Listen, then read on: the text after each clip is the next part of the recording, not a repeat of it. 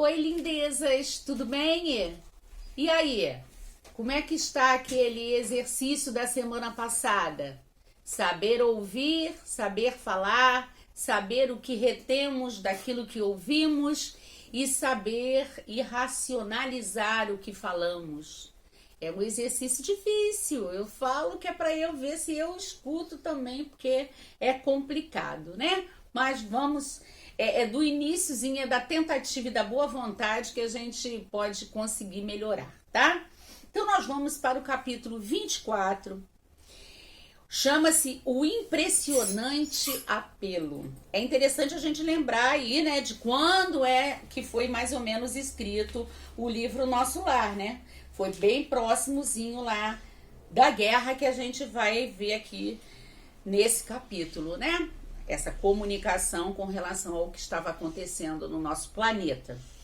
Então, esse capítulo demonstra a preocupação dos espíritos sobre as guerras que estavam acontecendo na crosta planetária e os seus efeitos nas zonas umbralinas, né? Porque muitos irmãos estariam desencarnando, né, em confrontos, em conflitos, sempre de forma mais desordenada e de forma mais desequilibrantes. Então isso faz com que a sua adaptação ao mundo espiritual seja muito mais dificultada, né? E também mobiliza muitos irmãos que trabalham nessas caravanas de resgate.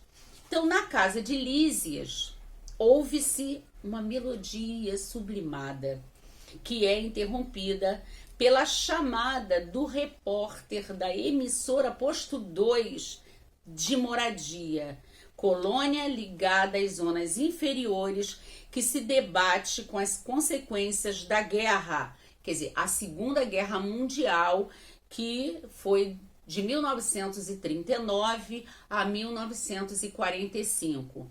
É interessante a gente ver, eu até dou aqui como depoimento, eu tenho até um livro que eu fui... esse ano não fomos por causa da quarentena, mas durante 3 anos consecutivos nós íamos no encontro dos amigos de Chico Xavier. O último foi em São Paulo, na cidade de Franca. E lá eu tive a oportunidade de assistir o trabalho de um amigo de doutrina, né, de um palestrante, que traz pra gente essa tecnologia na obra de André Luiz. Muito interessante esse trabalho. Eu até comprei o livro dele. E é citado, né, esse avanço tecnológico que a gente vimos agora mesmo lá no A Vida Além do Véu, né? Que o mundo espiritual, a Terra é uma cópia pobre, né, do mundo espiritual. Então lá já está muito além a parte tecnológica, tanto ligada à ciência, à medicina, à biologia. E então esse aparelho, ele faz comunicação entre as colônias, e lá na colônia Nosso Lar eles recebem esse comunicado pedindo que entrem em prece, que auxiliem o campo vibratório do planeta devido às consequências da guerra. Então nós podemos usar como referência aqui o nosso companheiro Livro dos Espíritos, na pergunta 742, que Kardec pergunta aos espíritos: que é que impele o homem à guerra? O que leva o homem a provocar a guerra ou a se comprazer com a guerra? E a resposta é a predominância da natureza animal sobre a natureza espiritual e o transbordamento das paixões. Porque quase sempre, né, é a cobiça, é o orgulho que vai gerar todas essas discórdias. Porque se o homem estiver num nível equilibrado de emoções e de desdobramento de suas ações no bem, ele vai buscar sempre uma alternativa fraterna para resolver, né, os embates que ocorrem nas relações mundiais. Na pergunta 743 do Livro dos Espíritos também pergunta-se: da face da Terra algum dia a guerra desaparecerá? E aí? Será?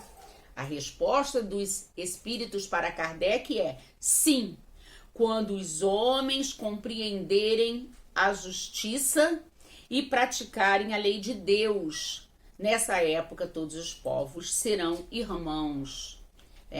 Se seguir a justiça, que a justiça não só para os meus, mas a justiça para todos, e seguir a lei de Deus, quando ensina lá, amai a Deus sobre todas as coisas e ao próximo como a si mesmo, e que todos nós somos irmãos em caminho evolutivo, filhos do mesmo Pai, e todos nós estamos no mesmo progresso, no mesmo caminho. Então, continuando no capítulo, a chamada solicita voluntários para somar energias a favor do equilíbrio moral na crosta planetária. Lísias elucida para o André que o apelo, esse pedido de socorro é feito pela radiofonia, porque, de modo geral, a maioria dos desencarnados não prescinde da forma idiomática para se expressar, que os patrimônios nacionais e linguísticos permanecem condicionados às barreiras psíquicas e que poucos se comunicam pelo pensamento. Por quê? Se comunicar pelo pensamento depende do grau evolutivo do ser. Quanto mais materializado, mais limites ele vai ter nesse processo comunicativo. Ele ainda estará arraigado ao seu idioma pátrio, ainda vai estar preso aos seus costumes, à sua cultura. Quanto mais o homem for evoluindo, essas barreiras idiomáticas, psíquicas, linguísticas serão interrompidas para que todos sejamos uma mesma nação, a nação humana, a nação terrestre, a nação dos filhos de Deus, tá? Então, ainda a colônia Nosso Lar, sendo uma colônia de transição, aonde as pessoas estão lá para trabalhar, se abdicar dos seus resíduos materiais ainda, então precisa ainda desses bloqueios culturais, idiomáticos e linguísticos. A emissora volta ao chamamento e informa que as forças tenebrosas do umbral vão em todas as direções, respondendo aos apelos mesquinhos do homem terreno.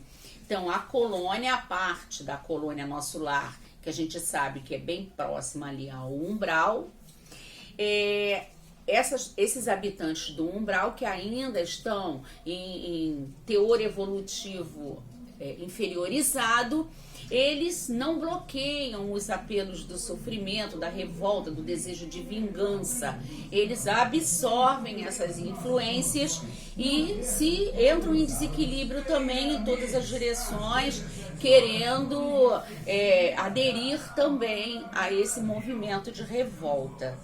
Na colônia já os instrutores e tudo já estão num patamar em que vão repudiar esses pensamentos de revolta e de sofrimento e vão emitir pensamentos equilibrantes.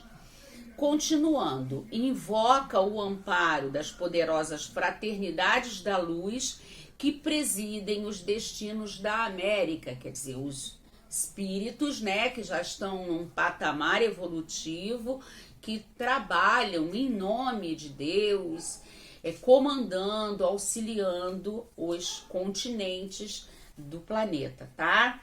Então eles pedem a essa fraternidade de luz a interferência para acalmar os ânimos. Lísias, discretamente emocionado, afirma que os terrestres pagarão terríveis tributos de sofrimento porque a humanidade devorou com excesso substâncias no banquete comum, nutrindo-se de orgulho criminoso, vaidade e egoísmo feroz, tendo necessidade de regurgitar, vomitar os venenos letais. Então, todas essas energias negativas, desequilibrantes, como são falados aqui, o orgulho, a vaidade, o egoísmo, né? Como eu falei, o desejo de vingança, a incompreensão, isso tudo os seres tanto da Terra, os incorporados ainda com o corpo ainda, né? Encarnados, e os desencarnados em desequilíbrio, eles devoraram todas essas influências maléficas e precisam regenerar-se, quer dizer, regurgitar, pôr para fora todos esses venenos letais que vieram envenenar o seu psiquismo, levando ao completo desequilíbrio.